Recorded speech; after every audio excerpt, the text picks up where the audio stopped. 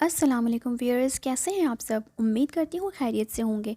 आज मैं आपको कुछ डिफरेंट सिखाने जा रही हूँ। डिफरेंट ऐसे कि आप सब जानते ही होंगे कि इंग्लिश में एक अकेले को क्या कहते हैं। जी, तो एक को कहते हैं सिंगल, दो को कहते हैं डबल, तीन को कहते हैं ट्रिपल, लेकिन चार, पाँच, छः, सात, आठ, नौ और 10 को क्या कहते हैं? नहीं जानते ना?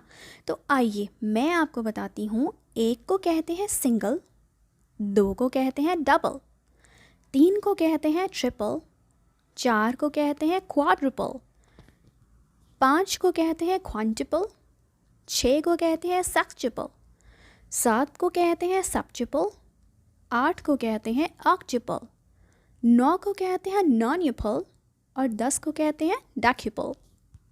सो व्यूअर्स, उम्मीद करती हूँ कि आपको ये इन्फॉर्मेशन बहुत इंटरेस्टिंग लगी होगी। सो इस वीडियो को लाइक ज़रूर कीजिएगा और अपने फ्रेंड्स एंड फैमिली से शेयर करके उनको भी हैरान कीजिएगा।